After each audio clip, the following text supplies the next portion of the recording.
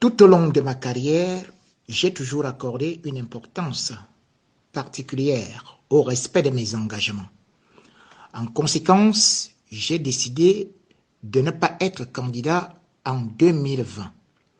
Cela a été un honneur de servir mon pays, a déclaré le président ivoirien Alassane Ouattara ce 5 mars 2020 devant les parlementaires réunis en congrès extraordinaire à Yamoussoukro. Arrivé au pouvoir en 2011, après plusieurs mois de crise post-électorale, Alassane Ouattara, 78 ans, trouve qu'il est vieux et souhaite transmettre le pouvoir à une nouvelle génération. Tonnerre d'applaudissements.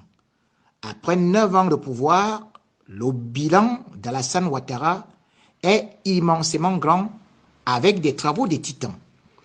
La Côte d'Ivoire revient d'une guerre qui a fait plus de 3000 morts. Mais en 3 ans et 3 mois, Alassane Ouattara a achevé les travaux de construction du 3e pont d'Abidjan, long d'1,5 km pour un coût de 270 millions d'euros. Cet ouvrage, baptisé Passerelle Henri Konan Bédié, est capable d'assurer un trafic de 100 000 véhicules par jour. Alassane Ouattara a lancé les travaux de l'autoroute Abidjan-Grand Bassam en août 2012 pour 52 milliards de francs CFA. Le 11 décembre 2013, il a inauguré le dernier tronçon de l'autoroute Abidjan-Yamoussoukro pour 180 milliards de francs CFA. En mars 2015, il a annoncé le démarrage des travaux de l'autoroute Abidjan-San Pedro.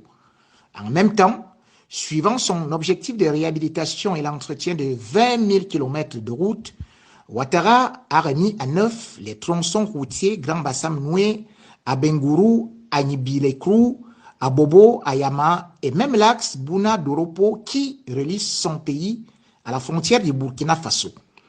Depuis janvier 2020, la ligne 1 du métro d'Abidjan est achevée. C'est une première ligne des 5 prévues qui serviront les 19 communes du district d'Abidjan.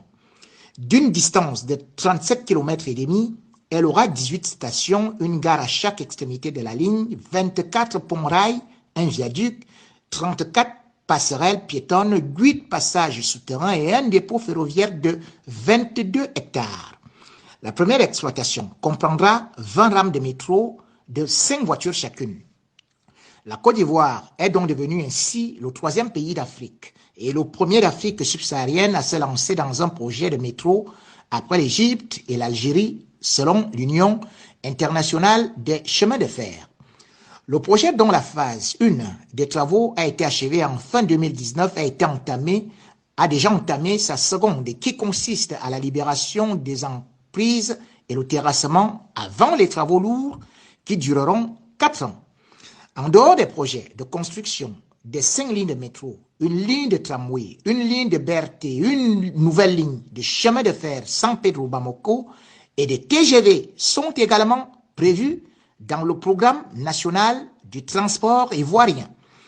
Les Biamorounais, si prompts à critiquer Alassane Ouattara, mourront tous d'accidents sans jamais avoir vu une seule autoroute terminée en 38 ans, voire 100 ans de règne.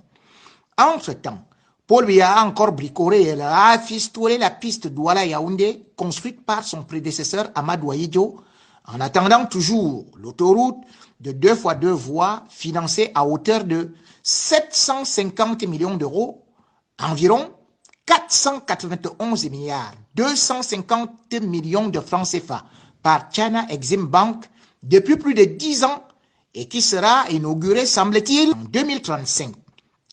Le Cameroun de Paul Biya, qui, dit-on, est en paix depuis 38 ans parce que la guerre contre les anglophones est toujours considérée par le régime comme la lutte contre les terroristes, enregistre donc plus de 4000 morts d'accidents de circulation par an à cause du mauvais état des sentiers qui servent de route.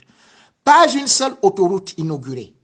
En plein cœur de la capitale, Yaoundé, les feux de signalisation sont à la fois rouges et verts.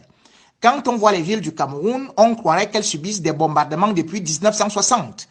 Pendant ce temps, Alassane Ouattara laisse un chef-d'œuvre monumental avec le démarrage de la construction du 2e gratte-ciel, le plus haut d'Afrique.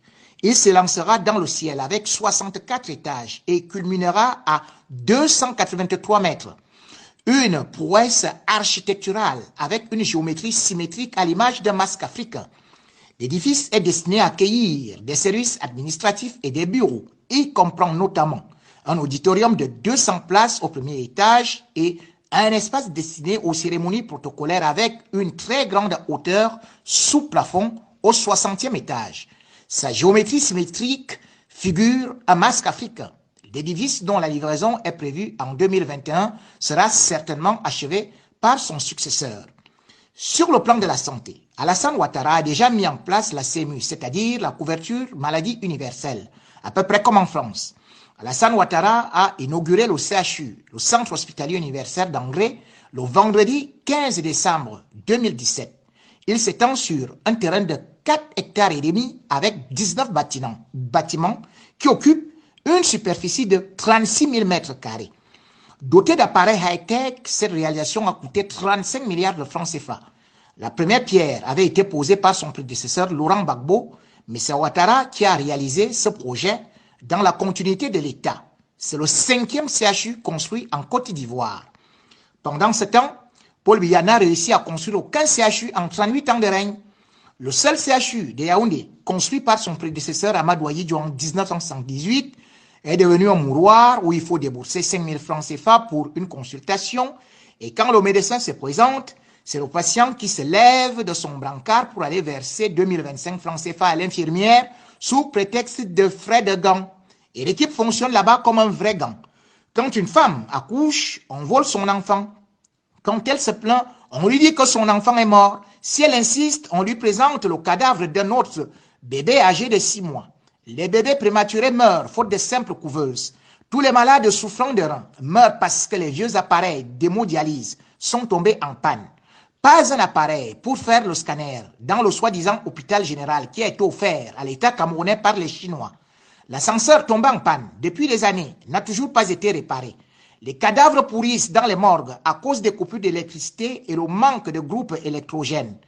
Mais les Biyamourunais soutiennent qu'ils vivent grâce à Paul Biya qui, lui, va se purifier le sang en Europe et n'offre les évacuations sanitaires autant pour moi qu'à sa famille, aux membres de son gouvernement et au DG.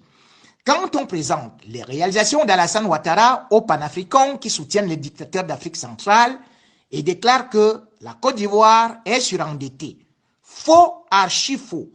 Alors que la Côte d'Ivoire était endettée à 75% à l'arrivée de Ouattara au pouvoir, elle a aujourd'hui un taux d'endettement de 48,6% selon un rapport de Oxford Business Group. Ce taux est le plus bas ou alors l'un des plus faibles de la sous-région grâce à une série de réformes entreprises sous la conduite du président Alassane Ouattara.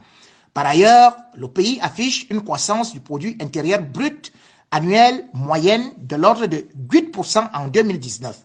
On peut critiquer Alassane Ouattara sur ses positions sur le franc CFA, mais ses réalisations valent 2035 fois celles de Paul Biya, dont le seul mérite est de confisquer le pouvoir en sa qualité de meilleur élève de la France.